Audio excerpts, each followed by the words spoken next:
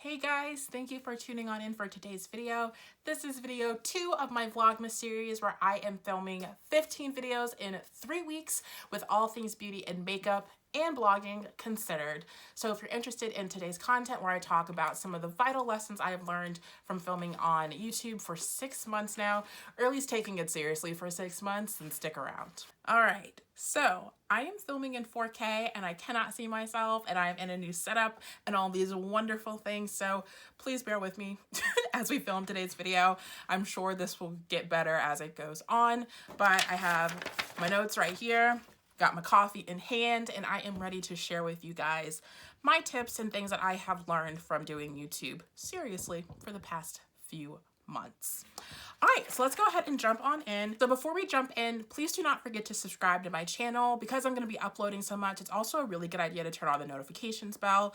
I've got a little YouTube watermark down there. If you would like to click that or the subscribe button, it'll take you to what you need to subscribe. Comment any questions that you have down below. I am always happy to answer them here on Instagram. Instagram is a great place to follow me if you want to see what I'm posting, when I'm posting it. I post a few times a day. I try to ask questions, get my community really involved. So please feel free to reach out to me there, as well as give this video a thumbs up. And all of my videos throughout Vlogmas, and this is something that you enjoy. If you like the topics, let me know.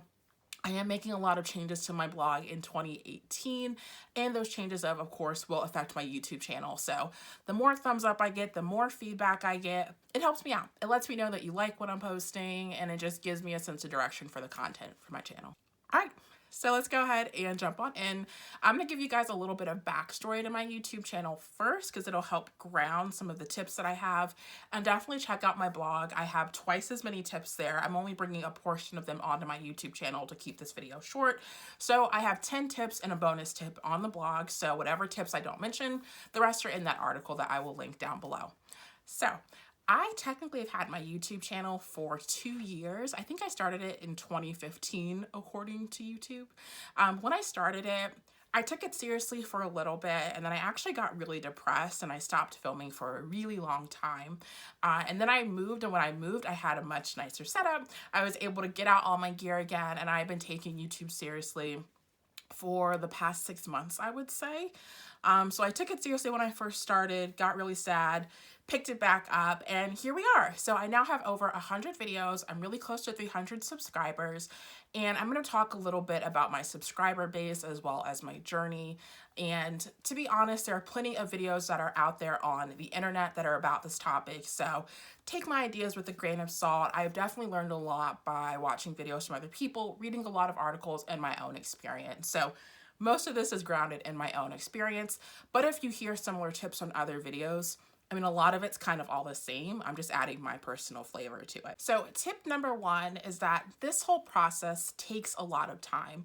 Like I said, I've had my channel for 2 years. And I've only taken it seriously for the past 6 months. And within that time span, I have seen a lot of growth. I mean, this is not an overnight instant celebrity type of process. Yes, there are some people that become super famous and super popular quickly.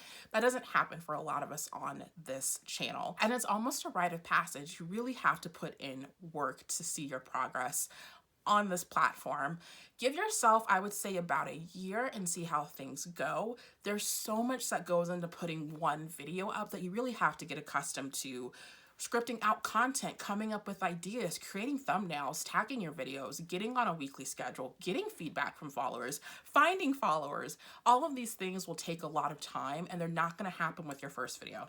They're not going to happen with your first 10 videos. They might not happen with your first 50 videos. It's just something that it's a process, and by uploading multiple videos and giving yourself at least a year, you'll be able to see your own growth and track your own progress. So that is tip number 1.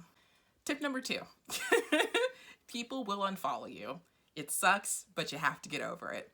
So I am someone, I still do this and it's really bad. It's not the healthiest thing, but like every single day I roll over, I check Instagram, and then I check my subscriber count. I am one of those people that does it. I admit it. I love seeing how my channel is doing. I'm like so focused on it, and I love YouTube so much that I just kind of take it that extra mile. And I see people unfollow me kind of sort of all the time, and it really sucks. And when I first started filming, it really hurt my feelings. It did. I promise you guys, I did not like seeing my subscriber count go down one at a time. And it would be like 1 or 2 here or there. I'd look at the little graph and watch it dip below 0, and then I'd shed a tear, and it would be really disheartening. You have to understand, people are going to unfollow you, and 99.9% of the time, you're not going to know why. I say that because it's oftentimes, it might not be you. They might have wanted to watch one of your videos that was highly searchable, and then they see more of your content and it's not what they're looking for. They might decide it's a random Tuesday and they want to get rid of 50 channels they're following. You have really no idea. Now, YouTube analytics has gotten a lot better. They do have a subscriber tab that'll show you where they're following you or where they're following and unfollowing you from. So it's possible if it's on one of your videos, they didn't like the content and they're unsubscribing. If it's from like their whole channel subscription feed, they might just be unfollowing people and do like a mass clean out of who they like to watch their content. So don't take it too seriously unless they're a troll and they tell you to your face like, hey, I'm unfollowing you because blah, blah, blah. It's not worth it. It does suck though. It hurts. I know each subscriber counts, but a lot of it's just out of your control. Just keep your head down. Give yourself that year to really see how things are going. Ignore the subscriber count to start because a lot of people aren't watching your videos. So just kind of take that off the table to begin with. I am an adult and I just spilled coffee all over me. Vlogmas video number 1 was this eye look I put together. So if you want to see that, I'll link that as well as the Vlogmas playlist. But in any case, let's talk about tip number 3. This is about like gimmicky, super trendy videos and maybe the pull of your conscience to maybe not do those videos and want to do something totally different. But you see all of these popular topics, they're trending, they're getting tons of views, and you want to make this other content and you're trying to juggle what that feels like. So this is something that I struggle with too all the time, you guys. I have at least 120 videos and very few of them are on super trendy topics, but it's just something you have to take in stride. I will say no, you don't have to constantly put up gimmicky videos to grow your subscriber base, but understand that it is good to know what's going on in your niche and to be aware of popular topics so you can possibly pull those into your toolkit if you want to think about it that way. And think about different videos that you can make.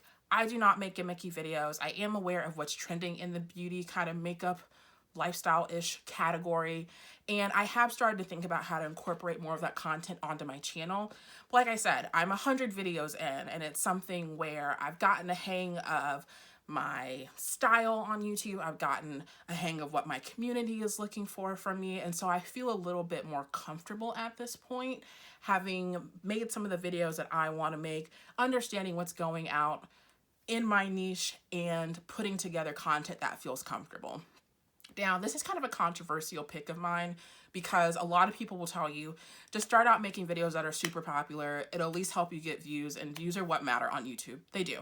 So my approach has been from more of a community base. I wanted to put out interesting content that I feel like people could gravitate to, get to know my personality a little bit better. I do make videos that are searchable, so I wasn't necessarily going for building my account as quickly as you can, that route. So I will say you don't have to make gimmicky videos. I am proof of that, but just be aware of what's trending in your category. So if you are stuck on ideas, you have something to fall back on. If you are someone like me that struggles with making gimmicky videos, take the idea, mull it over, see how you can either tone it down or tailor it to what you're interested in, and put your own spin on it. I think YouTube, I'll say this a little bit later, but YouTube replaces TV for a lot of people. So as long as you get a little personality in there, you get some decent content, people will watch your videos. They will come. It might take a little while for them to follow you and find you, but they will find you. So you don't have to sell your soul to trending videos, but just be aware of what's going on and use that in your toolkit as you grow in your YouTube career. Tip number 4, you guys, is that online groups are so helpful. And I don't mean sub for subgroups because those are obnoxious. I mean online communities are people that are interested in giving feedback, support, and tips, posting articles, sharing their experience, and really helping to create a sense of community on other social media platforms. So the best communities I have found are on Facebook, and I know Reddit is a super close second for a lot of people. Reddit's a little bit different. It's not my favorite. I will say Facebook at least has a plentiful variety of groups that you can look at. So I have found a lot of success in like small YouTuber communities, communities for like social media help personalities. So Sunny Lenarduzzi is one that has an online Facebook group. And I found that being a part of those communities are helpful. So when I started out my YouTube channel, and still to this day, none of my friends are into YouTube. None of my friends are really into social media. I'm not either. I just like the analytics behind it. I like the sense of community. I like being able to help people. So I spend a lot of time on my Instagram. I spend a lot of time on YouTube. I spend a lot of time blogging. And I didn't have friends in my personal space that could relate to what I was going through. So these online groups are, if nothing else, helpful for finding like-minded people. And it's great because it's on the internet. So you can meet people from all walks of life, all different types of journeys, all subscriber counts, and you can post questions, ask questions, give feedback. You can have 10 followers on your account and still be able to provide something to someone that has 30,000 followers. You can learn from everyone, and that's why I really love those groups. So check those out and check them out early because I waited a really long time and I regret it. People might be like, I disagree, but I personally think that tip number 5, we are no longer in the days of YouTube where you just get started for free. YouTube and social media does have some sort of upfront cost associated with it. So be prepared at some point to start spending money on your channel and on your content. That can mean a variety of different things. So it depends on where you are, the stuff you already have in your home. It might be investing in filming software. So iMovie is okay. It's not great in my opinion. iMovie is not great if you don't have other technology to back it up. So if you don't have like a great camera or a great lens for your camera and you're filming an iMovie, it's just not going to be great in my opinion. Consider upping your game with a software like Filmora. It's only 60, 70 bucks. It's legions above iMovie. And if you're not filming with the best camera, you can still edit to the point where it looks like it's a little bit higher quality. TubeBuddy is another great tool that I've invested in, and I do have a referral down below if that's something you guys are interested in. It'll take you to the site. You can learn a little bit more about it. It's like 30 bucks a month. It saves a lot of time when you're getting kind of the analytics part of your video together. So this is the keywords, like the hashtags, if you will, for your video. It helps save a lot of time by being able to explore, copy, and a lot of like, you can do thumbnails on it. You can search analytics on other videos, which is super, super helpful. See like the most popular video on how to apply lipstick. Look at how they tagged their video, see what's trending in that category, and adjust your keywords on your video so that you're more likely to pull up in search results. So a big thing, and you will see a lot of videos on YouTube about this, is ranking. So it does help your videos to rank higher, and I do have some videos that are ranked in certain categories by using TubeBuddy.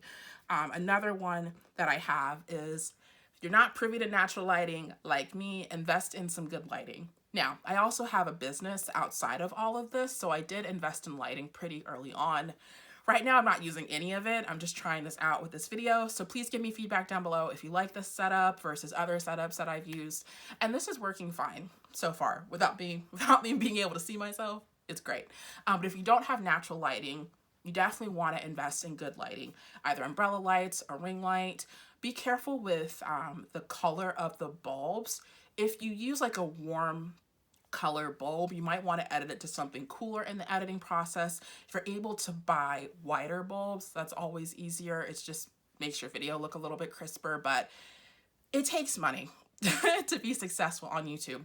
I'm not saying it takes thousands of dollars, but you know, this replaces TV for a lot of people. So they're expecting high quality videos from a lot of people. And just going to put it out there, you have to remember that people don't know you yet. So when they're looking for your videos, they're not necessarily gravitating towards your personality just yet. So the least you can do is give them great content and a nice video aesthetic to go along with it. Alright guys, so this video is starting to get a little long. I shared just under half the tips that I have. Definitely head over to my blog to see the rest of them. Don't forget to comment any tips that you have. Leave any feedback that you have found really helpful in growing your channel, as well as give this video a thumbs up so it lets me know that you like this content, and subscribe to my channel if you haven't done so already. It is Vlogmas, so turning on the notifications bell is always helpful. You can see what I post when I post it. Thanks guys, thank you for tuning on in for today's video. I do hope that these tips were helpful. They've definitely helped me out quite a bit. As you can see, I am still talking, so I did want to share more tips with you guys, but I wanted to keep this video short as well. So until next time, you guys, take care and have a great rest of the day. I will see you guys shortly. Bye.